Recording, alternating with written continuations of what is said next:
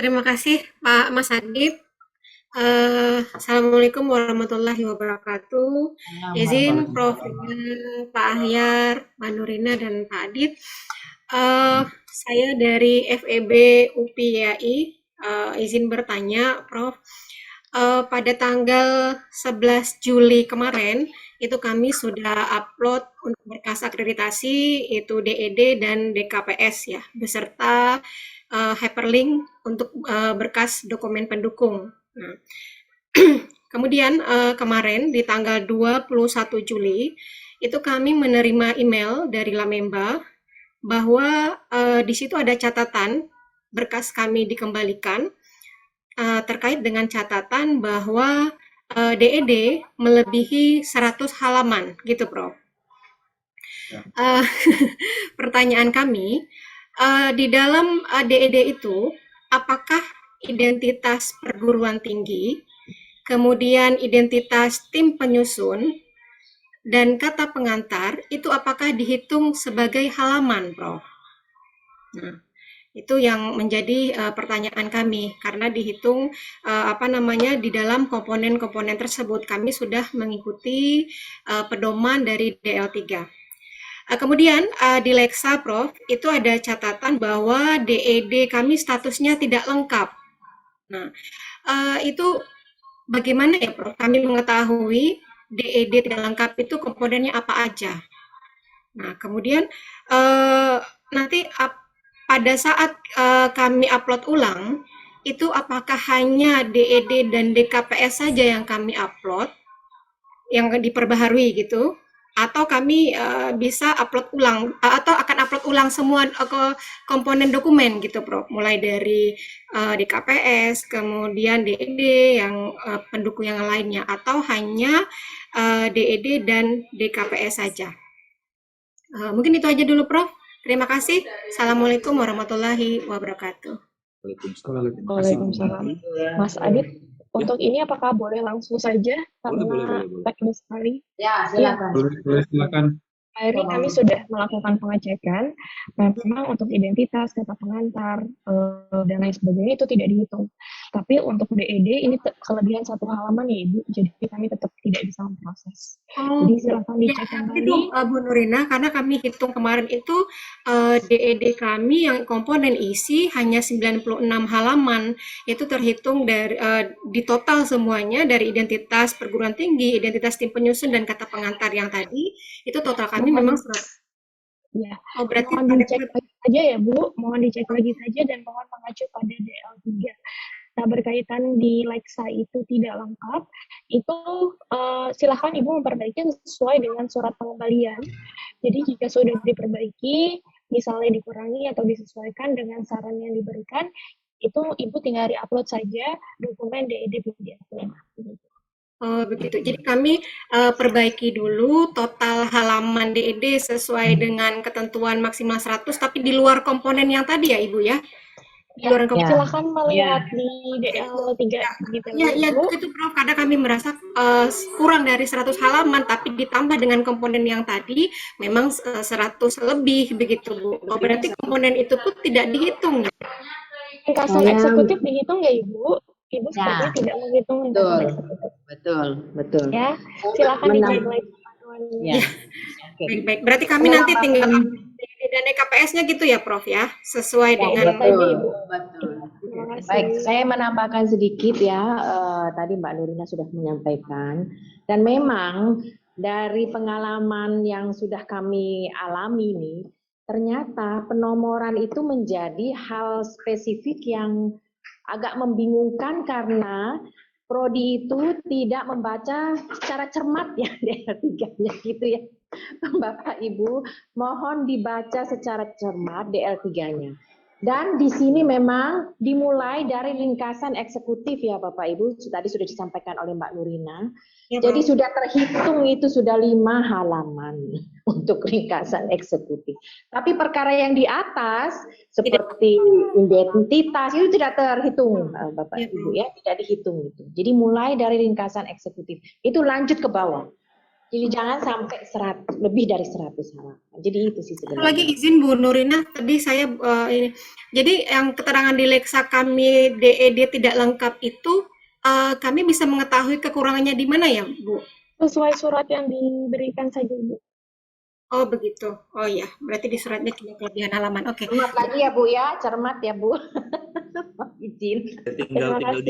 Tinggal diklik tombol perbarui saja, ditimpa saja Bu filenya Bu. Oh begitu ya Pak Adit. Oke, siap. Makasih Pak Adit. Makasih Prof. Pak Ahyar. Bu Nurina. Baik. Saya persilakan Ibu Ani dari FEB Unri. Enggak, silakan Bu Ani. Baik, terima kasih Bapak Adit dan Ibu Bapak sekalian. Kami memiliki 3 pertanyaan. Yang pertama itu adalah untuk DKPS tabel 5. Kami tidak menanyakan, di situ ada data tentang tenaga kependidikan. Apakah ini maksudnya dosen ataukah staf admin? Yang tidak kami tanyakan. Karena pada tabel-tabel sebelumnya 1, 2, 3, 4 itu ada data dosen yang sebenarnya pada tabel 5 itu sudah tercakup di tabel-tabel sebelumnya. Mohon maaf kami agak rancu mohon jawaban. Kedua, untuk sertifikasi kompetensi itu apakah hanya sertifikasi yang dikeluarkan oleh BSNP ataukah sertifikasi lain diizinkan? Kemudian cara perhitungan ekivalensi apakah masih cara yang lama ataukah Lamenda memiliki cara yang berbeda? Dan satu lagi,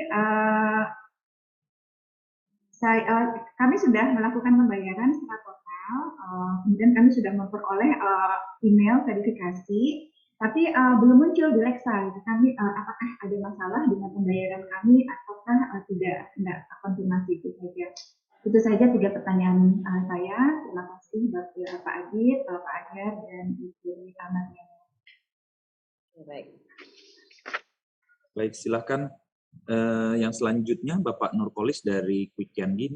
Betul Pak? Ya, betul. Baik Pak, terima kasih. Selamat pagi Prof. Izin bertanya, kami dari IBI KKG. Pertama berkaitan dengan syarat perlu peringkat, kan ada 1% mahasiswa melakukan seminar internasional.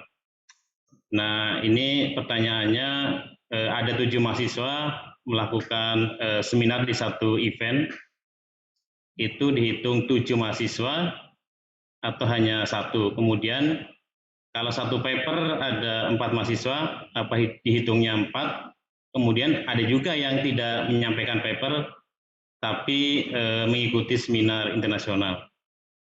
Yang kedua berkaitan dengan tabel 6 yang profil keuangan. Dulu kan di dalam akreditasi terkait dengan besaran minimum untuk mencapai nilai 4 kan ada, kalau BOP 20 juta, kemudian penelitian 10, PKM 5. Nah, di dalam data kuantitatif keuangan itu, apakah ada ukuran minimalnya untuk mencapai peringkat yang unggul? Kemudian di dalam kaidah penilaian kan ada 4 itu, apakah di setiap masing-masing kaidah itu terdapat persentase bobot untuk mencapai peringkat unggul? Mungkin itu, Prof. Terima kasih. Baik, terima kasih Pak Nurholis. Selanjutnya saya persilahkan Ibu Sinta dari IBI Kesatuan. Silakan Ibu Sinta, apakah sedang bersama kita? Ya Pak. Silakan Ibu. Ya, terima kasih Bapak Ibu. Kami dari Prodi Perbankan D3 IBI Kesatuan kemarin tanggal 20 Juli kami sudah menerima surat terkait. Nah, setelah kami baca dan kami lihat Bapak Ibu terkait tanggal AL tersebut, ternyata kebetulan di IBI Kesatuan sendiri tanggal tersebut bersamaan dengan AL untuk prodi lain dari BANPT Bapak Ibu. Mohon saran dari Bapak Ibu terkait AL yang bersamaan itu karena penjaminan mutu kami masih terpusat di institusi. Itu saja pertanyaan kami. Terima kasih. Baik, Ibu. Maksudnya Ibu bersamaan dengan AL Lamemba begitu? Iya, betul. Oh, oke. Boleh Ibu, AL-nya dari AL mana Bu? Mau prodinya Bu? di sistem informasi.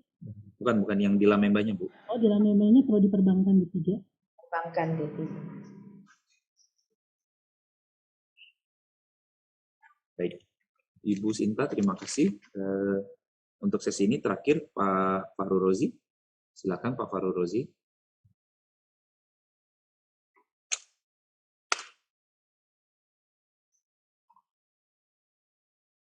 Izin Pak, kami tidak bisa mendengar suara Bapak, Pak.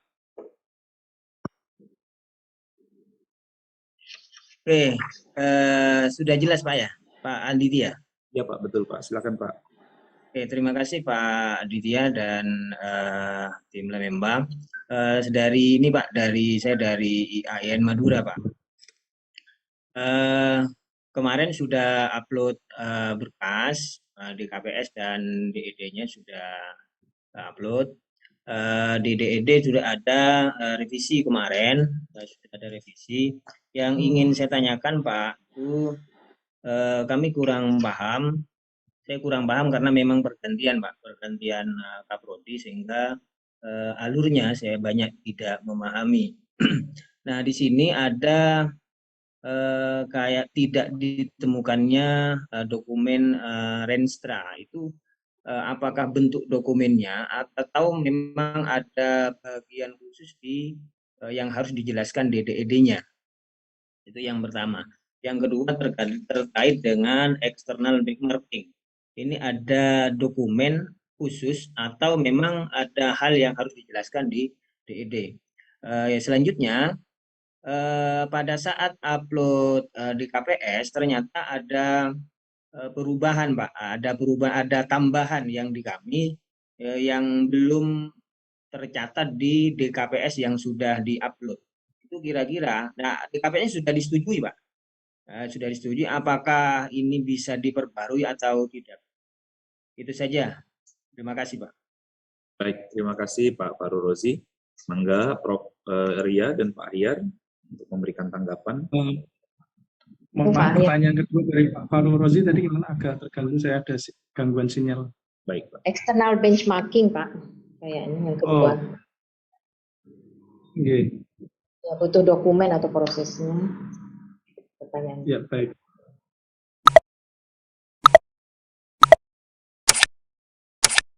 Baik. Pak Ayah dulu atau saya? Oh iya, Prof. Ria dulu nggak apa-apa. Monggo. Baik, baik. Ini ada 4 pertanyaan ya, dan kelihatannya untuk DKPS nanti saya serahkan ke Mbak Nurina yang betul-betul expert teknis ya, untuk pengisian DKPS itu beliau yang menghandle ya. Lalu yang saya ingin menanggapi terkait pertanyaan Bu Ami menyangkut sertifikat kompetensi. Jadi sebenarnya sertifikat kompetensi itu, Bu, kalau nggak salah pemerintah Kemenristek-Dikti ya, itu memberikan ini ya, prasyarat yang terakui oleh pemerintah, gitu ya. Seperti itu. Dan di SN Dikti juga ada di PP nomor 3 ya, tahun 2020 itu jelas sekali disebutkan ya. SNDQ di situ bahwa yang sertifikat yang diakui adalah yang sebagaimana diakui oleh pemerintah, gitu ya. Jadi mohon dicari aja itu. Lalu terkait dengan EWMP nanti Mbak Nurina yang akan memberikan penjelasan. Lalu pembayaran lunas juga nanti akan dijelaskan oleh Mas Adit ya nanti, seperti itu. Lalu saya ingin menanggapi juga terkait dengan Pak Fahru Rozi tadi ya, menyangkut upload berkas DED mau direvisi. Tadi itu hampir sama dengan pertanyaan awal yang dikemukakan pada sesi awal itu ya, kalau nggak salah oleh Pak Munawir kalau nggak salah ya, mau diperbaiki dan sebagainya. Tadi Mbak Nurina sudah menjelaskan bahwa ya seyogianya sebagaimana adanya ya, jadi kalau mau diperbaiki ya sesuai dengan catatan. Catatan apa yang harus diperbaiki? Silakan Pak Fahru Rozi melengkapi itu. Lalu dokumen Renstra itu paling penting sekali karena itu ukuran untuk ketercapaian SPTPT Bapak ya, itu terukur melalui Renstra dan itu seyogianya bisa diakses oleh tim akreditasi dan itu akan mempermudah tim asesor yang akan turun ke asesmen kecukupan untuk memeriksa dan memverifikasi itu. Jadi mohon dilengkapi ya Pak Fahrul Rozi dan itu diyakinkan bahwa bisa diakses gitu ya Pak ya. Lalu menyangkut external benchmarking juga, maksudnya ini sebenarnya adalah keterkaitan kepada SPMI Pak Rosi ya, itu di bagian tata kelola, tata pamong itu betul-betul dipersyaratkan dalam artian bahwa dokumen SPMI-nya juga lengkap, 24 standar yang menyangkut pendidikan, penelitian dan pengabdian, meskipun itu standar-standar pastinya berada di tingkat UPPS ataukah perguruan tinggi, seyogianya prodi juga punya gitu loh, karena itu rujukan kan begitu ya untuk standar-standarnya. Lalu by prosesnya external benchmarking itu upaya-upaya yang dilakukan oleh prodi dengan dukungan dari UPPS untuk meningkatkan mutu kualitas dengan melakukan benchmark ya, studi banding ke institusi lain ataukah jadi studi banding itu sifatnya luas ya Bapak Ibu, kaitannya pada prinsipnya adalah upaya untuk meningkatkan kualitas mutu pembelajaran, penelitian dan pengabdian yang dilakukan oleh institusi dan dukungan UPPS dalam hal ini.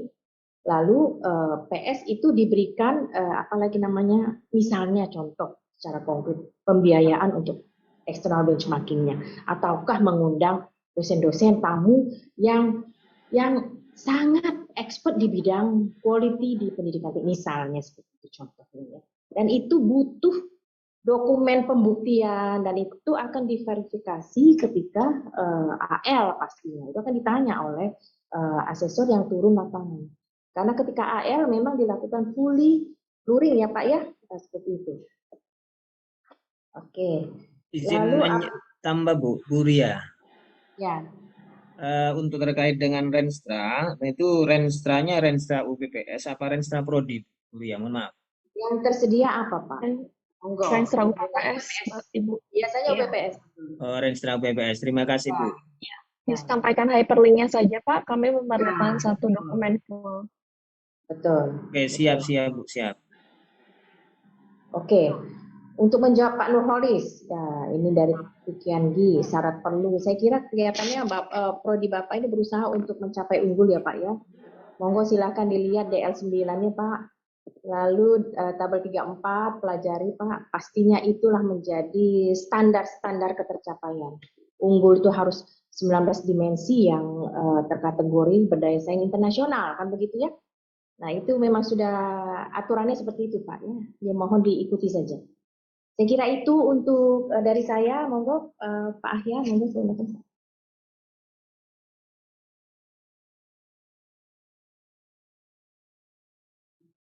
Baik, sedikit menambahkan untuk yang Pak Nurholis bahwa kalau tadi ditanyakan data keuangan berapa supaya ada ukuran minimal dianggap unggul, ya Pak Nurholis dan Bapak Ibu semua, kami tidak memberikan standar apapun, ya. Patokan apapun, justru seharusnya hal-hal seperti itu kembali kepada SPMI dari kampus Bapak Ibu masing-masing. Ya, Bapak Ibu kalau memang pengen mencapai unggul berdaya saing internasional ya monggo diatur sendiri kira-kira mau menyiapkan dana berapa gitu untuk mengembangkan tata kelola, mengembangkan tata pamong, mau mengembangkan SDM-nya, mau mengembangkan untuk tendiknya, mau mengembangkan sistem aplikasi yang untuk membantu sistem informasi yang terintegrasi, bahkan sampai ke output outcome-nya Bapak Ibu sendiri yang menentukan sendiri.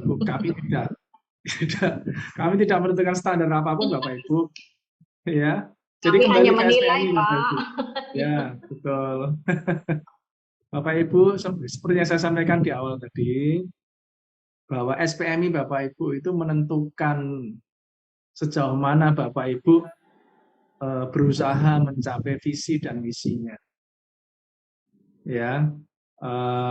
Dan semua itu nanti akan terlihat bagaimana Bapak Ibu mengupayakan untuk prodi-prodi yang dikelola oleh Bapak Ibu itu memang sesuai yang Bapak Ibu rencanakan. Jadi mohon maaf ini kembali ke SPMI Bapak Ibu ya, Pak Nurholis dan Bapak Ibu semua, kami tidak menyiapkan patokan minimal uang berapa supaya dianggap unggul, tidak, ya. Apalagi ini tadi saya kira ini juga pada peristinya nggak jauh beda, kira-kira ada metriknya enggak gitu. Kita nggak pakai metrik ya Bapak Ibu. Ya. Terima kasih. Mungkin Mbak Nurina mau menambahkan yang tadi Ya. Mas Ewa, silakan. Ya, terima kasih Prof. Ria dan Pak Ahyar. Untuk yang Ibu Ani, tabel DKPS, tabel 5 itu benar ya Ibu, itu data pendik atau tenaga kependidikan, jadi memang sedikit berbeda dengan tabel 1, 2, dan 3. 1, 2, 3, dan 4. Kemudian tadi menambahkan dari Prof. Ria, sertifikasi memang sebaiknya yang sudah terrekognisi BNSP, tapi jika belum, silahkan disampaikan saja dulu Bapak Ibu. Kalau misalnya sudah terrekognisi secara internasional, itu lebih baik gitu. Bagaimana menghitung EWMP, itu perhitungannya sama seperti perhitungan BKD saat ini ya Bapak Ibu. Lalu untuk Bapak Nurholis terkait 1% mahasiswa yang ikut seminar, jika dalam satu paper itu ada 4 mahasiswa, maka mohon dikoreksi Pak Hyar jika belum tepat, maka 4-4-nya tetap bisa dihitung ya sobat. Karena yang dihitung bukan jumlah papernya, tapi jumlah mahasiswanya. Tapi berkaitan dengan output terkait dengan paper, maka yang dihitung adalah jumlah papernya. Gitu. Jadi disesuaikan saja Pak sama permintaan yang diminta begitu. Lalu untuk Ibu Sinta dari D3 Perbankan IB Kesatuan, kebetulan memang AL-nya sudah on schedule ya Ibu, kami tidak bisa mereschedule pelaksanaan AL, namun jika Ibu kesulitan, nanti silahkan disesuaikan dengan asesornya ya Ibu, terkait rundown-nya. Misalnya hari ini dengan SPMI di institusi dulu, maka SPMI di prodinya nanti bisa digeser ke hari berikutnya begitu. Jadi mungkin nanti bisa disesuaikan rundown-nya saja Ibu, silakan menghubungi asesor terkait. Kami juga sudah menginformasikan nomor kontak asesor yang akan datang ya Ibu. Mudah-mudahan lancar semuanya. Lalu untuk Bapak Fahru Rozi tadi sudah, untuk external benchmarking, dua-duanya Bapak, jadi silahkan dideskripsikan di DED. Jika ada dokumen bukti atau evidence, Bapak bisa melampirkan dalam bentuk hyperlink. Jika DKPS mau ada yang direvisi, Bapak, kami tidak bisa memberikan akses selama dokumen terakhir yang sudah disubmit itu sudah selesai. Jika ada penambahan informasi untuk DKPS maupun DED, silakan disampaikan pada saat AL langsung kepada asesornya ya Bapak. Baik. Ya Bu, siap Bu. Ya, terima kasih. Ya, Bapak Ibu izin menambahkan, Bapak Ibu kalau melihat tabel 7 dan 8 di lampiran 9 Perban 21 tahun 2022, pada prinsipnya tuntutan di tabel 7 dan 8 itu adalah tuntutan minimal ya Bapak Ibu. Sekiranya Bapak Ibu memiliki sesuatu yang lebih baik dalam hal kualitas maupun dalam jumlah, ya tentu itu jauh lebih bisa diterima. Ya. Misalkan kalau tuntutannya itu hanya seminar nasional, kemudian Bapak Ibu bisa menghasilkan publikasinya di jurnal terakreditasi, nah itu tentu bisa lebih diterima daripada yang yang syarat minimal tadi masuk seminar nasional. Jadi mohon itu ya Bapak Ibu dilihat seperti itu untuk tabel 7 dan 8 di lampiran 9. Saya kira itu. Terima kasih.